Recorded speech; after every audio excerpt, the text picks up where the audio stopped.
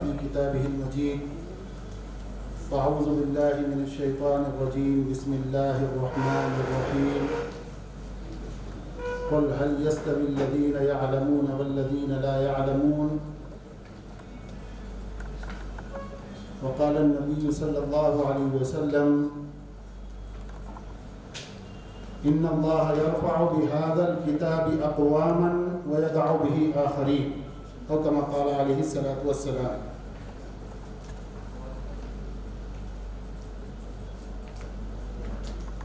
شرکائے مجلس، میر کارواں کرسی صدارت پر جلوہ افروز ہو چکے ہیں.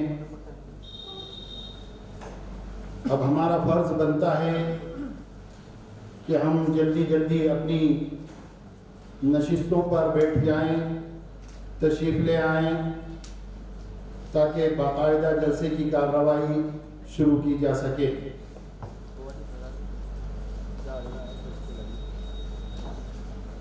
اب میں حضرت مولانا تصور حسین صاحب دامت برکاتہم سے،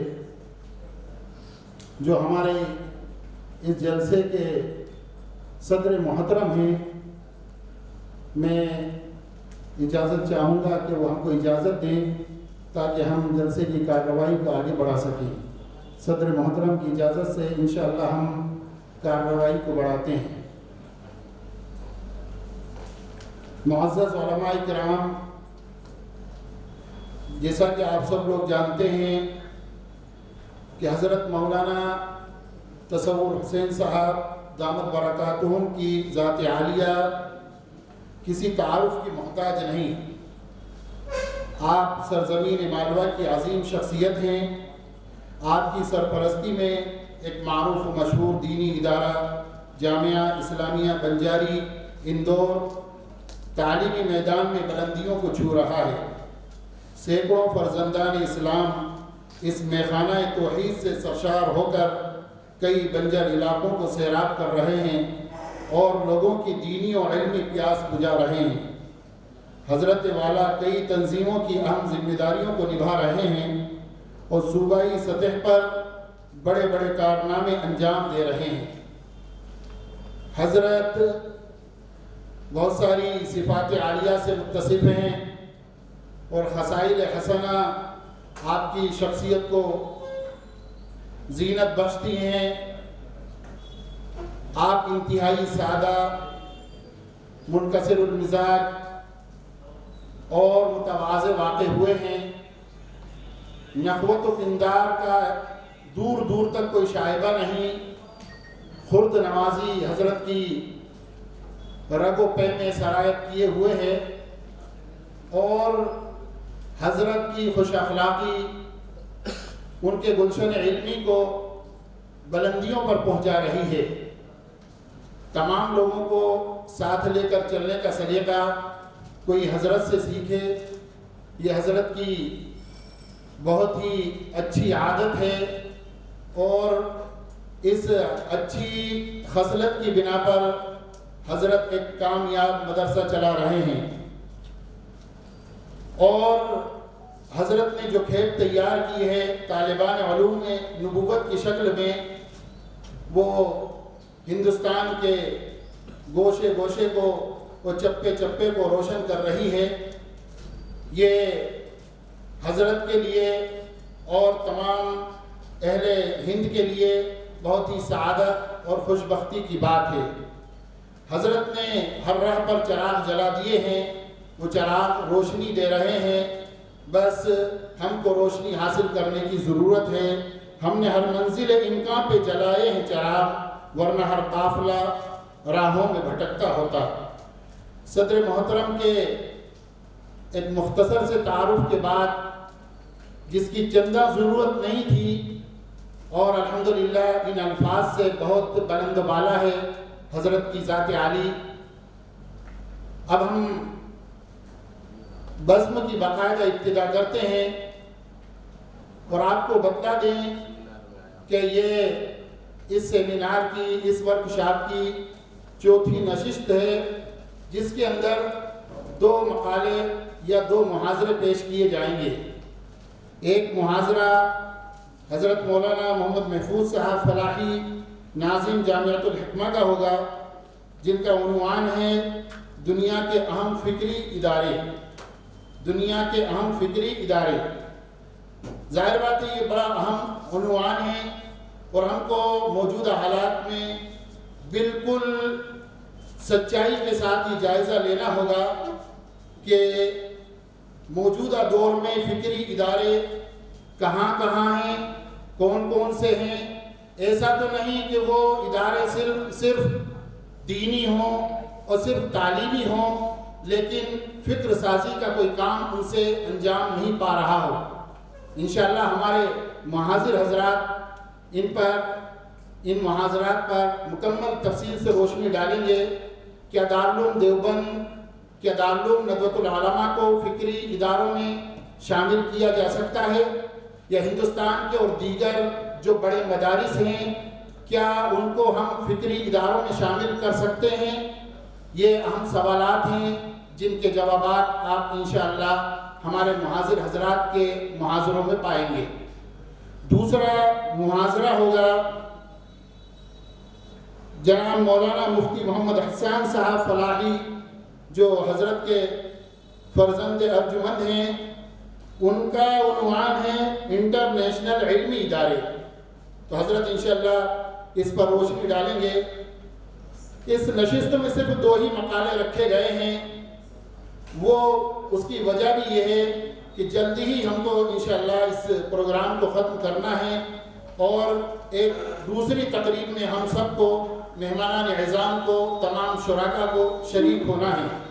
تو ہم کوشش یہ کریں گے کہ جلد ہی اس پروگرام کو ہم پائے تکمیل تک لے جائیں۔ اللہ رب العزت حسن خوبی کے ساتھ اس پروگرام کو پائے تکمیل تک لے جائے۔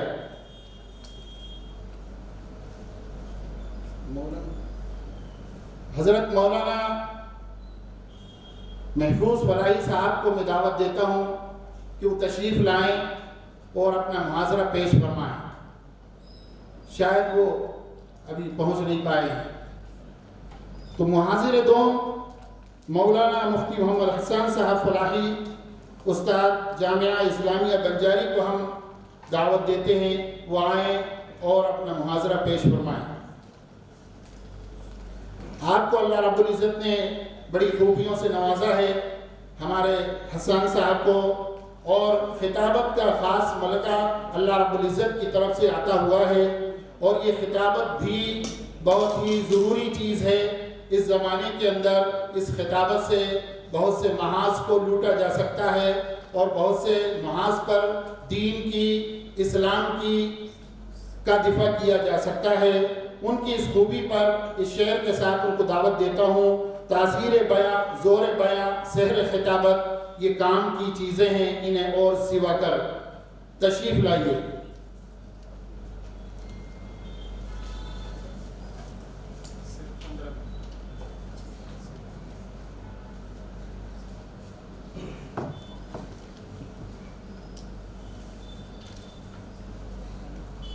السلام علیکم ورحمۃ اللہ وبرکاتہ۔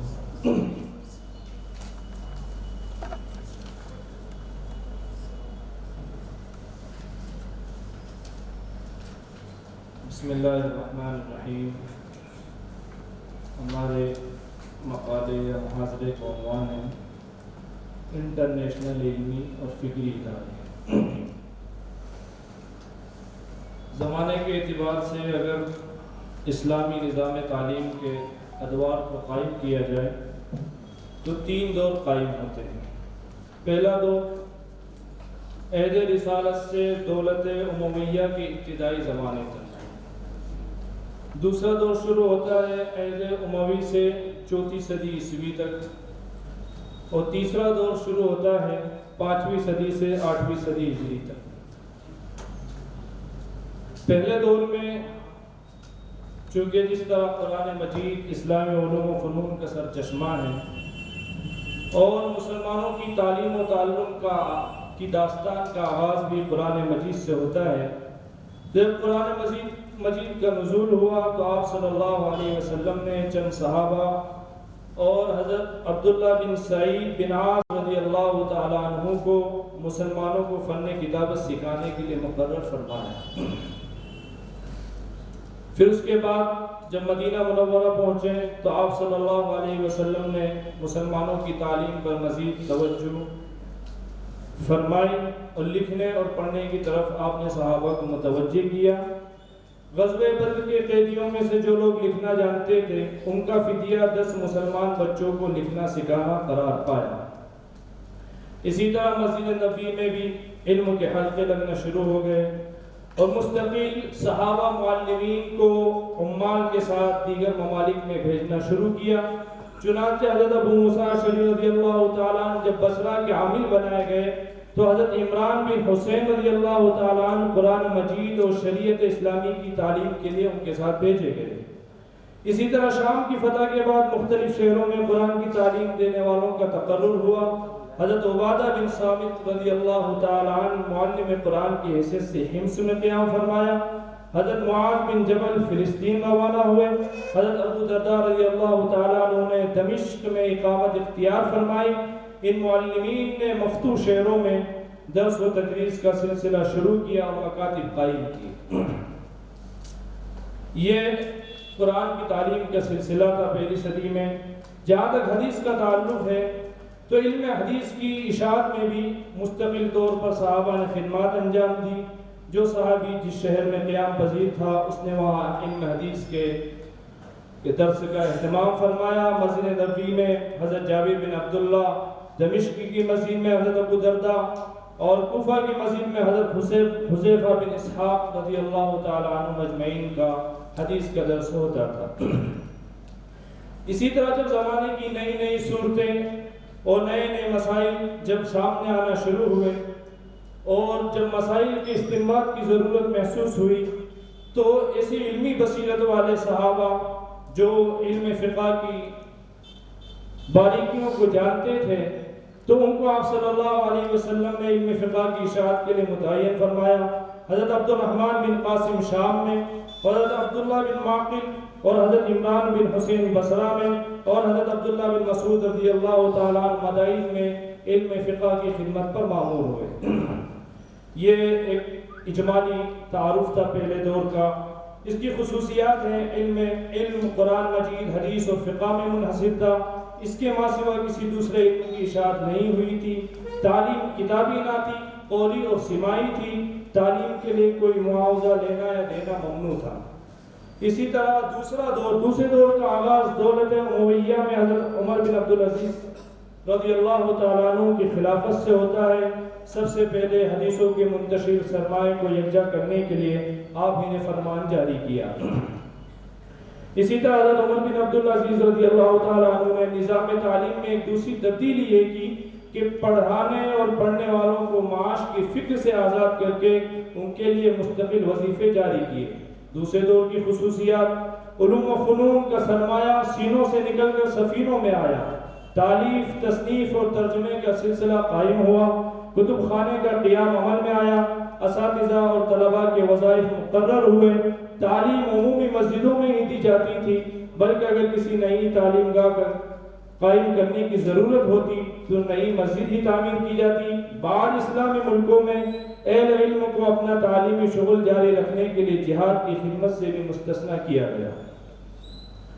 تیسرا دور، اس دور کے بعد اسلامی نظام تعلیم کا تیسرا دور شروع ہوتا ہے۔ اس میں تعلیم گاہوں کے لیے مسجدوں سے علیحدہ کر کے عمارتیں بنانے کا رواج ہوا۔ اس سے اسلامی تعلیم کے نظام کی نئی شکل مدرسوں کی شکل میں ظاہر ہوئی۔ مدرسوں کے لیے قواعد و ضوابط بنائے گئے۔ طلباء اور اساتذہ کے لیے اقامت گاہیں تیار ہوئیں۔ طلباء کے لیے تعلیمی سامان مہیا کیے گئے، نیز ان کے قیام و طعام و لباس کا انتظام کیا گیا۔ زمانے گزرنے کے ساتھ ساتھ حصول علم کے طور طریقے بدلنے لگے، علم کے حلقے بڑھ گئے، درس و تدریس اور تکرار کا شور پیدا ہوا، بحث و مباحثے اور مناظروں کی صدائے بازگشت گونجنے لگی۔ چنانچہ ان چیزوں نے مسجد سے مدارس کو الگ کر دیا، کیونکہ مساجد میں ادا کی جانے والی عبادت کے لیے سکون و اطمینان کی فضا کی ضرورت تھی۔ مذکورہ والا تعریف کے مطابق جو مدرسے کا ایک تصور ہمارے ذہن میں آیا کہ جہاں پر مستقل طلباء کا قیام ہو، ان کی رہائش ہو، ان میں سب سے پہلا جو انتظام ہوا وہ اہل نیشاپور نے، ایران کا جو شہر نیشاپور ہے وہاں پر اس کا نظام عمل میں آیا اور انہوں نے مدرسہ بیہقیہ کی بنیاد رکھی۔ نیشاپور میں اس کے علاوہ ایک مدرسہ سلطان محمود غزنوی نے اور ان کے بھائی نصر بن سبکتگین نے مدرسہ سعیدیہ کے نام سے قائم کیا۔ اس کے بعد مدرسہ نظامیہ بغداد کا قیام عمل میں آیا، اس کے بعد مدرسہ سلطان محمود غزنوی اور اس کے بعد جامع قرطبہ اندلس میں اس کی بنیاد رکھی گئی۔ ان کے بعد مدارس کا قیام عمل میں آتا گیا۔ ان کی تفصیل اگر آپ دیکھنا چاہتے ہیں تو مقریزی کی کتاب الخطط اور نعیمی کی کتاب الدارس فی تاریخ المدارس میں دیکھی جا سکتی ہے۔ اس کے بعد کی جو انٹرنیشنل ہمارے ادارے جن کا قیام ہوا اس میں جامعۃ القرویین ہے جو آج تک اپنی تدریسی خدمات انجام دے رہا ہے۔ اس یونیورسٹی کا نام جامعۃ القرویین ہے، یہ مراکش کے قدیم شہر فاس میں موجود ہے۔ یہ شہر بحر اوقیانوس کے کنارے بحیرہ روم کے کنارے آباد ہے۔ 859 میں اس کی بنیاد رکھی گئی۔ یہ درسگاہ تقریباً 1200 سال قدیم ہے۔ جامعۃ القرویین اور جامعہ ازہر مصر جس کی بنیاد 970 میں رکھی گئی تھی، یہ جامعۃ القرویین سے عمر کے لحاظ سے 112 برس چھوٹی ہے۔ جامعہ ازہر جامعۃ القرویین سے 112 برس بعد میں اس کی بنیاد رکھی گئی۔ یونیسکو اور Guinness book of world record کے مطابق یہ دنیا کی قدیم ترین یونیورسٹی ہے، جبکہ بہت سے ریکارڈز کے مطابق یہ دنیا کی پہلی یونیورسٹی ہے جہاں سند یا ڈگری دینے کا رواج عام ہوا۔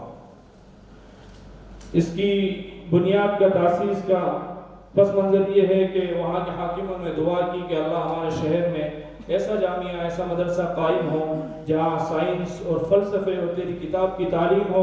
تو حاکم کی دعا قبول ہوئی اور ایک متمول سوداگر کی بیٹی فاطمہ الفہری نے اپنے والد کے انتقال کے بعد ترکے میں ملنے والی دولت سے ایک عظیم الشان مسجد بنانے کا تہیہ کیا۔ مسجد کے ساتھ ساتھ اس نے مدرسے کو بھی قائم کیا۔ اس یونیورسٹی کو تعمیر کرنے میں 18 سال لگے، جبکہ اس کے دوران فاطمہ مسلسل روزے رکھتی تھی۔ اسی طرح فاطمہ کی بہن مریم نے جامعہ کے ساتھ مسجد اندلسین بنائی جو اتنی وسیع ہے کہ اس میں 20,000 لوگ بیک وقت نماز ادا کر سکتے ہیں۔ جامعہ قرویین نے قرون وسطیٰ میں یورپ اور اسلامی دنیا کے درمیان تعلقات قائم کرنے میں اہم ترین کردار ادا کیا۔ اس میں تعلیم حاصل کرنے والے معروف غیر مسلموں میں یہودی فلسفی موسیٰ بن میمون سب سے زیادہ مشہور ہیں۔ معروف جغرافیہ دان محمد الادریسی کے بارے میں کہا جاتا ہے کہ انہوں نے بھی جامعہ قرویین میں تعلیم حاصل کی۔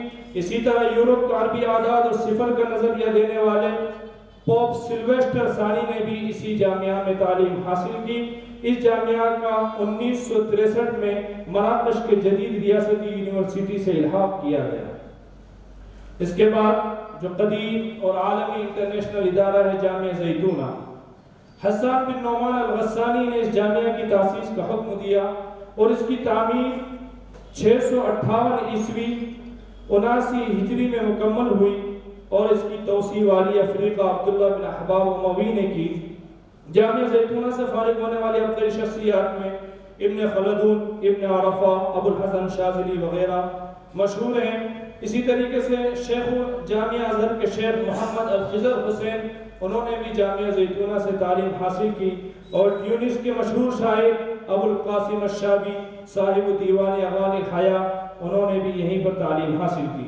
جامعہ زیتونہ نے فرانسیسی استعمار کے دور میں ٹیونس کی اسلامی اور عربی ثقافت کی حفاظت میں بڑا کردار ادا کیا، خاص طور سے انگریزی استعمار کے بعد عربی زبان کی حفاظت میں جامعہ زیتونہ نے بڑی قربانیاں پیش کی۔ یہ جامعہ کے متعلق عظیم عربی مفکر شکیب ارسلان نے لکھا ہے کہ آخری صدیوں میں جامعہ ازہر اور جامعہ قرویین کے بعد جامعہ زیتونہ عربی زبان اور اسلامی شریعت کی حفاظت کا قلعہ ہے۔ جامعہ زیتونہ میں عربی زبان کے ذوق و شوق کو دیکھتے ہوئے ایک فرانسیسی گورنر جب تیونس پہنچا تو یہ کہنے پر مجبور ہو گیا کہ میں سمجھا کہ اب تیونس سے علم لغت اور عربی زبان کا جنازہ نکل چکا ہے، لیکن جیسے ہی میں نے تیونس پہ قدم رکھا تو 20,000 عربی زبان کے محافظ مجھے اپنے سامنے کھڑے نظر آئے۔ اس سے مراد انہوں نے جامعہ زیتونہ کے طلباء کو لیا تھا۔ اس کے بعد دنیا کی ایک عظیم یونیورسٹی جامعہ ازہر کا نمبر آتا ہے۔ فاطمی حکومت کے چوتھے خلیفہ المعز لدین اللہ شمال افریقہ سے بحر اٹلانٹک تک ریاست کو فاطمی حکومت کے تحت لانے کے بعد مصر کی طرف متوجہ ہوئے اور مصر کو اپنی حکومت میں لائے، اور جوہر الصقلی نے جامعہ ازہر کی بنیاد رکھی۔ 17 شعبان 1358 ہجری مطابق 959 میں جب مصر فتح ہوا تو جوہر الصقلی نے ایک مسجد کی بنیاد رکھی، اس کا نام جامعہ قاہرہ رکھا۔ اس کے بعد یہ جامعہ ازہر سے مشہور ہو گیا۔ جامعہ ازہر کے مختلف شعبے جات ہیں۔ جامعہ ازہر کے تعلیمی شعبے جات تقریباً ان کی تعداد 70 ہے، اور ان کا نصاب آکسفورڈ، کیمبرج جو دنیا کی بڑی بڑی یونیورسٹیوں سے ممتاز ہے، جو علوم ان تمام یونیورسٹیوں میں پڑھائے جاتے ہیں وہ جامعہ ازہر میں ان کی تعلیم ہوتی ہے۔ ان کے چونکہ وقت کم ہے، جامعہ ازہر کے شعبے جات اور ان کی تفصیلات، ان کے طلباء کی تعداد تقریباً جامعہ ازہر میں اس وقت تمام اس کی فیکلٹیز کو ملا کر اس کے جو دیگر ادارے ہیں جو مکاتب پورے مصر میں قائم ہیں، ان کی تعداد طلباء کی 25 لاکھ کے قریب ہے۔ اسی طرح وہاں کا ماجسٹر کا نظام ہے، بی اے کا نظام ہے۔ غیر ملکی طلباء کے لیے المعهد الدراسات الخاصة للغة العربية لغير الناطقين بها، اس شعبے کا وہاں پر قیام ہے، اور وافدین کا ایک الگ سے نظام ہے۔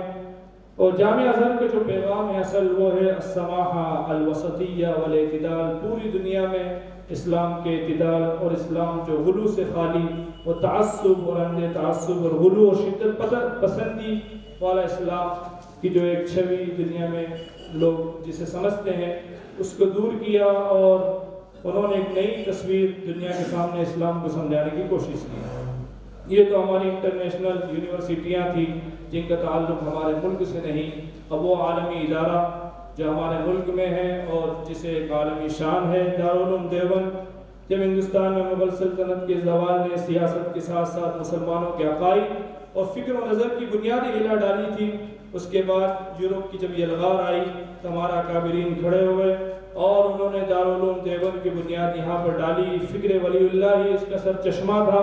فکر ولی اللہ کیا ہے؟ حضرت قاری طیب صاحب فرماتے ہیں کہ نقلی اور روایتی دین کو عقلی طبی مصالح اور روحانی اسرار و حکم سے پیش کیا جانا۔ حضرت مولانا علی میاں صاحب نے بھی یہی فرمایا کہ دارالعلوم ندوۃ العلماء اور دیوبند کی خصوصیات اسلامی عقیدے کے پورے طور پر قبول کرنا، اشاعت دین، حمایت دین بلکہ حمیت دین۔ دارالعلوم دیوبند کا مقصد اور مسلک کیا ہے؟ تو دارالعلوم دیوبند کی تعلیم کے تحت اس کے مسلک کے دو بنیادی عنصر ہے، ایک علمی اور دوسرا اخلاقی۔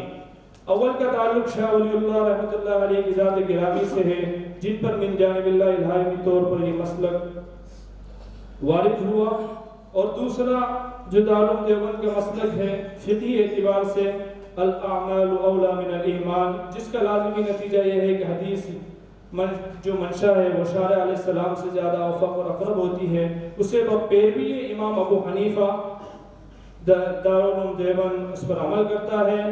اسی طریقے سے دارالعلوم کا جو دوسرا بنیادی عنصر ہے تربیت اخلاق اور تزکیہ نفوس۔ اس کے جو تصوف کے سلسلے ہیں چشتیت جس کے اندر قلندرانہ رنگ غالب ہے، اور اسی طریقے سے جو دوسرا سلسلہ ہے نقشبندیہ، اس میں اخفاء، تستر، سکوت، صمود، ضبط و تحمل کا غلبہ ہے۔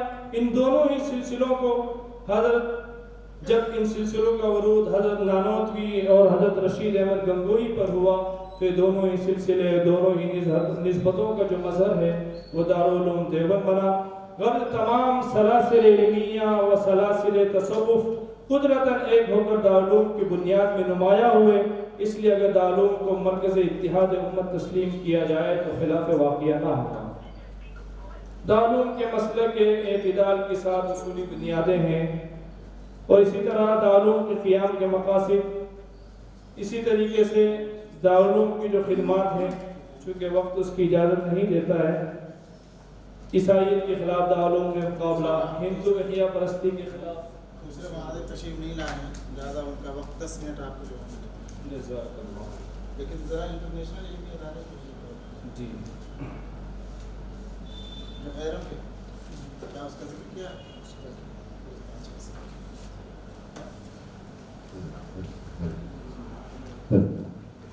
دارالعلوم کے مسلک اعتدال کے ساتھ اصولی بنیادیں: علم شریعت، پیروی طریقت، اتباع سنت، فقہ حنفیت، کلام ماتریدیت، دفاع زیغ و ضلالت اور ذوق قاسمیت و رشیدیت۔ دراصل اول ذکر 6 اصول اہل سنت والجماعت کے ترجمان ہیں، اور یہی 6 اصول جب نبض شناسان امت حضرت نانوتوی گنگوہی کے روح و قلب سے گزر کر نمایاں ہوئے تو اس وقت کے تقاضوں کو سمیٹ کر ایک خاص ذوق کا رنگ اختیار کر لیا جو قاسمیت اور رشیدیت کہلایا۔ غور کیا جائے تو یہ مسلک بیانی حدیث جبرائیل کا خلاصہ ہے، جس میں جبرائیل علیہ السلام کے سوالات پر آقا صلی اللہ علیہ وسلم نے اسلام، ایمان، احسان اور دفاع فتن کی تفصیل ارشاد فرمائی۔ اگر یہ کہہ دیا جائے کہ علماء دیوبند کا مسلک حدیث جبرائیل ہے تو بے محل نہ ہوگا۔ حضرت قائد طیب صاحب کے الفاظ میں دارالعلوم کے نصب العین کی تشریح یہ ہے: اول مذہبیت، دارالعلوم مذہبی قوت کا سر چشمہ ہے اور اول سے آخر تک اسلام کے دستور آئین کا پابند ہے۔ دوم آزادی، جس کا مطلب یہ ہے کہ دارالعلوم مکمل طور پر بیرونی غلامی کے خلاف ہے، اس کا نظام تعلیم و تربیت، اس کا نظام مالیات اور اس کا نظام اجتماعی سر تسر آزاد ہے۔ دنیا میں یہ پہلا جامعہ ہے جس کے سامنے حکومت نے بارہا پیشکش کی مگر اس نے لاکھوں روپیوں کی پیشکش قبول کرنے سے انکار کر دیا۔ سوم سادگی اور محنت پسندی، چہارم کردار، پنجم علمی اور تعلیمی وابستگی۔ حضرت مولانا یوسف لدھیانوی رحمۃ اللہ علیہ نے دارالعلوم دیوبند کی ہمہ جہت خدمات کو تجدید دین کا عنوان دیتے ہوئے لکھا ہے: تجدید و احیاء دین کی جو تحریک 11ویں صدی سے ہندوستان کو منتقل ہوئی اور اپنے اپنے دور میں مجدد الفسانی رحمۃ اللہ علیہ، شاہ ولی اللہ محدث دہلوی اور شہید بالاکوٹ سید احمد شہید رحمۃ اللہ علیہ جس امانت کے حامل تھے، دارالعلوم دیوبند اسی وراثت و امانت کا حامل تھا۔ لوگ دارالعلوم کو مختلف زاویے سے دیکھتے ہیں، کوئی اسے علوم اسلامیہ کی یونیورسٹی سمجھتا ہے، کوئی اسے جہاد حریت کے مجاہدین کی تربیت گاہ قرار دیتا ہے، کوئی اسے دعوت و عزیمت اور سلوک و تصوف کا مرکز سمجھتا ہے، لیکن میں حضرت حاجی امداد اللہ صاحب کے لفظوں میں اس کو بقائے اسلام اور تحفظ دین کا ذریعہ سمجھتا ہوں۔ دوسرے لفظوں میں آپ کہہ سکتے ہیں کہ مجدد دین امت کا جو سلسلہ چلا آ رہا تھا، دارالعلوم دیوبند اپنے دور کے لیے مجددین امت کی تربیت گاہ تھی۔ یہیں سے مجدد اسلام حکیم الامت حضرت تھانوی نکلے، اسی سے دعوت و تبلیغ کی تجدیدی تحریک ابھری جس کی شاخیں 4 دانگ عالم میں پھیلی ہوئی ہیں۔ یہیں سے تحریک حریت کے داعی پیدا ہوئے، یہیں سے فرق باطلہ کا توڑ کیا گیا، یہیں سے محدثین، مفسرین، فقہاء، متکلمین کی کھیپ تیار ہوئی۔ مختصر یہ کہ دارالعلوم دیوبند نے نہ صرف یہ کہ نابغہ روزگار شخصیات تیار کی بلکہ اسلام کی ہمہ پہلو تجدید اور احیاء کے لیے عظیم الشان اداروں کو جنم دیا۔ اس لیے دارالعلوم دیوبند کو اگر تجدید و احیاء دین کی یونیورسٹی کا نام دیا جائے تو اس کی خدمات کا صحیح عنوان ہوگا۔ اسی طرح ایک عظیم عالمی ادارہ دارالعلوم ندوۃ العلماء، تحریک ندوۃ العلماء اس وقت وجود میں آئی جب دیوبند کے قیام کو 26 برس اور علی گڑھ کے قیام کو تقریباً 18 سال گزر چکے تھے۔ دیوبند اور علی گڑھ کی تعلیمی و اصلاحی تحریکوں کے ربع صدی کے تجربات کے بعد وہ کیا اسباب تھے جو ندوہ کے قیام کا باعث بنے؟ مولانا علی میاں صاحب رحمۃ اللہ علیہ تحریک ندوہ کی فکری اساس سے متعلق رقم تراز ہیں۔ اس تحریک کی اساس علی گڑھ کے برخلاف خالص دینی تھی۔ اس نے مسلمانوں کے تنزل کا سبب دین سے انحراف اور صحیح دینی تعلیم سے محرومی کو قرار دیا گیا تھا۔ اس تحریک میں طبقے علماء کو مرکزی مقام دیا گیا کہ امت میں اصلاح حال کی کوشش حقیقی طور پر اس وقت تک کامیاب نہیں ہو سکتی جب تک علماء کتاب و سنت کے روشنی کے ساتھ ساتھ حالات اور جدید ضرورتوں سے واقف نہ ہو۔ اس تحریک کا مزاج سیاسی و ہنگامی کے بجائے علمی و فکری تھا۔ اس کا آغاز اصلاح ترقی نصاب سے ہوا تھا۔ علماء کو زمانے کی ضرورتوں سے واقف کرانا، مغربی علوم و فنون اور کالج سے وابستہ حضرات کو مذہبی معلومات سے مستفید کرنا، چنانچہ دینی و مذہبی تعلیم کے ساتھ بوقت ضرورت جدید علوم کو نصاب میں داخل کیا گیا۔ 1857 عیسوی کے بعد مسلمانوں کی اصلاح کے لیے جو تحریک شروع ہوئی ان میں 2 ممتاز تحریکیں انتہا پسند رجحانات پر قائم تھی۔ علی گڑھ کی تحریک مغرب کے رنگ میں رنگ جانے کی دعوت تھی، تو دوسری طرف دیوبند ہر اس چیز سے گریز کرتا تھا جس پر یورپ کی چھاپ یا مغرب کی تہمت ہو۔ ان دونوں حلقوں کا باہمی بوجھ اور بعض بدیہی حقیقت سے انکار بالکل واضح تھا۔ ندوۃ العلماء کے روشن ضمیر بانیوں نے اس حقیقت کا ادراک کر لیا تھا کہ نہ مغرب سے بیزار اسلام کا مطالبہ ہے اور نہ مشرق کی ہر چیز کو گلے لگا لینا ایمان کا تقاضا ہے۔ مختصر یہ کہ ندوۃ العلماء نے 18ویں اور 19ویں صدی کے حالات میں محسوس کیا کہ وقت کا تقاضا یہ ہے کہ جو طبقہ علوم اسلامیہ کا امین اور والی سے اس صورتحال کا حقیقت پسندی سے جائزہ لے کر ایسی تبدیلی لائے جس میں دینی معتقدات تو اپنی اسی روح کے ساتھ برقرار رہیں، ان کی حقیقت پر ذرا برابر آنچ نہ آئے، لیکن دوسری طرف وہ نئے حالات کو سمجھ کر اور علوم و فنون کو حاصل کرنے میں بھی کوشاں ہوں جنہیں دین کا خادم بنا کر اسلام کی اشاعت کا کام لیا جا سکتا ہو۔ حضرت مولانا علی ندوی رحمۃ اللہ علیہ کی مندرجہ ذیل تحریر سے حضرت علامہ کی اصلاح نصاب کی مہم کی علت بخوبی آشکارا ہو جاتی ہے۔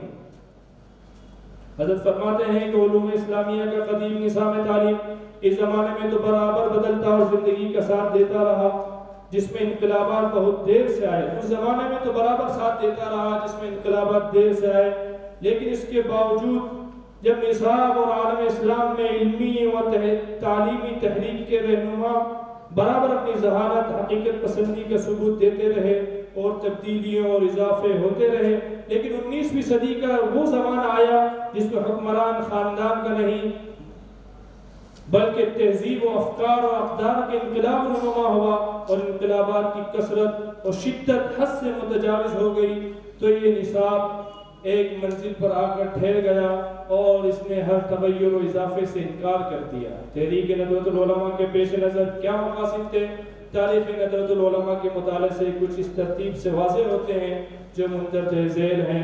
پہلا مقصد اصلاح نصاب، دوسرا بڑا مقصد ہے رفع نزاع باہمی، تیسرا مقصد ہے اصلاحی نصاب، اور اس کے بعد میں جو مقصد ہے ندوۃ العلماء کا جو علامہ شبلی نے بیان کیا ہے، علماء میں ایثار نفس پیدا کرنا۔ نمبر 2 انگریزی علماء پیدا کرنا۔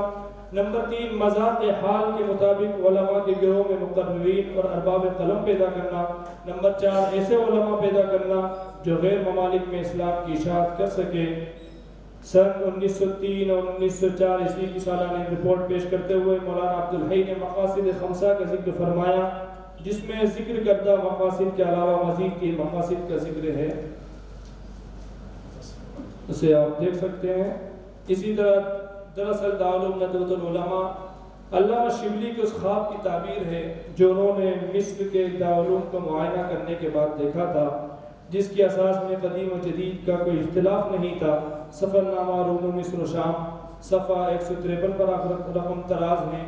جس مصیبت کا ہندوستان میں رونا ہے وہی قسطنطنیہ، بیروت اور مصر میں بھی موجود ہے، یعنی نئی تعلیم میں قومیت اور مذہبی پابندی کا اثر کم ہے اور پرانی تعلیم اس قابل نہیں کہ دنیا کی ضرورتوں کا ساتھ دے سکے۔ صرف یہ دارالعلوم یعنی مصر ہے جو دونوں ڈانڈوں کو ملانا چاہتا ہے۔ تحریک ندوۃ العلماء کے علمبردار اور بانیوں کی تحریروں سالانہ رپورٹوں سے بات بالکل آشکارا ہو جاتی ہے کہ ندوۃ العلماء کا مقصد عین وہی تھا جو مصر کے اس دارالعلوم کا تھا، اور کافی حد تک وہ اس میں کامیاب بھی رہا۔ اس کے بعد ایک عظیم تحریک اور عظیم ادارہ جسے ہم علی گڑھ کے نام سے جانتے ہیں، سر سید نے جسے قائم کیا، اس کی بھی بڑی فکریں ہیں اور سارا عالم میں یہاں کے بھی فضلاء کام کر رہے ہیں۔ فکر جسے سر سید کی فکر اور علی گڑھ کی فکر کہا جاتا ہے، ان کی بنیادی بھی کافی فکریں تھیں۔ اجتماعی ایک فکر تھی، اقلیت پر مرکوز ایک فکر علی گڑھ کی ہے، اور اسی طریقے سے قومیت اور تصور اجتماعیت، ایسی بہت ساری سر سید کی فکریں تھیں، اور کچھ ایسے وجوہات کی اسباب تھے جس کی وجہ سے انہوں نے علی گڑھ تحریک کو قائم کیا اور علی گڑھ کی بنیاد ڈالی گئی۔ اسی کے ساتھ حضرت مفتی شفیع صاحب نے ایک مرتبہ فرمایا جب پڑوس کا ملک آزاد ہوا، آخر میں ایک بات کہہ کر میں اپنی بات کو ختم کرتا ہوں کہ اب ہمیں اس ملک میں نہ ندوہ کی ضرورت ہے، نہ دیوبند کی ضرورت ہے، نہ علی گڑھ کی ضرورت ہے، مجمع عام کے سامنے حضرت نے فرمایا تو لوگوں نے اعتراض کیا کہ اتنا بڑا دیوبندی عالم، دیوبند کا مفتی شفیع صاحب یہ بات کہہ رہے ہیں کہ اب اس ملک میں نہ ندوہ کی ضرورت ہے، نہ دیوبند کی ضرورت ہے، نہ علی گڑھ کی ضرورت ہے، ہمیں اس نظام تعلیم کی ضرورت ہے جو ابتدا سے آپ صلی اللہ علیہ وسلم کے زمانے سے چلا آ رہا تھا، جس میں کوئی تفریق نہیں تھی۔ ہمیں جامعۃ القرویین، جامعہ زیتونہ اور جامعہ ازہر مصر کے نظام کی ضرورت ہے۔ لیکن اسی کی فکر میں آج کل ہمارے ملک میں کچھ فکر مند حضرات، مفکر حضرات تبدیلی لانا چاہتے ہیں نصاب میں، مدارس میں، ان کے نظام میں، لیکن ان کے لیے حضرت مفتی صاحب نے یہ بات بھی فرمائی کہ یہ جو فرض عین اور فرض کفایہ جو علوم کی تقسیم ہے، اس کو اس وقت ہم حل کر سکتے ہیں جب اسلامی نظام ہو اور حکومت اسلامی نظام کو قائم کرنا چاہے۔ اسلامی تعلیمی نظام جب حکومت کے ہاتھ میں آئے گا تو ہم فرض عین اور فرض کفایہ کی تقسیم کر سکیں گے۔ ہمارا ڈاکٹر اور انجینئر بھی عالم ہوگا، اور انجینئر اور جب ہمارے علماء، محدث اور مفسر ہوں گے، ان کے ہاتھوں میں بھی طب کی اور فلسفے کی ڈگریاں ہوں گی، جو اس وقت ممکن ہوگا جب اسلامی نظام قائم ہوگا۔ ورنہ تو حضرت مفتی تقی عثمانی صاحب نے یہ بات فرمائی کہ جو مدارس ہمارا قابل نے قائم کر دیے، جو نظام فی الحال چل رہا ہے وہ بہت خیر والا ہے، اور اسی پر ہمیں اسی کی حفاظت کی ضرورت ہے۔ اللہ تعالیٰ ہم سب کو اسلامی نظام کو سمجھنے کی اور ہمارے اداروں کو کی فکر کرنے کی، مضبوط کرنے کی توفیق عطا فرمائے۔ آمین وآخر دعوانا الحمدللہ۔ اس میں صرف ایک اضافہ میں کرنا چاہتا ہوں کہ باقیات الصالحات بہت پرانا مدرسہ ہے ہندوستان کا، اس کا ذکر آنا چاہیے۔ ٹھیک ہے، بعد کے قائم کردہ مدارس بہت آگے بڑھ گئے، لیکن وہ مدرسہ ہمارا بہت پرانا ہے اور ہمارا اپنا مدرسہ ہے، اس کو بھی ساتھ لے کر چلنے کی ضرورت ہے، اور اس کا بھی تعارف لوگوں کے سامنے آنا چاہیے۔ سامعین بزم، موجودہ زمانہ، موجودہ دور میڈیا کا دور ہے، اور میڈیا نے ہر دور میں ایک اہم رول ادا کیا ہے۔ فکر سازی میں بھی اس نے اہم رول ادا کیا ہے، تو اس لیے میڈیا کی اہمیت سے کبھی انکار نہیں کیا جا سکتا۔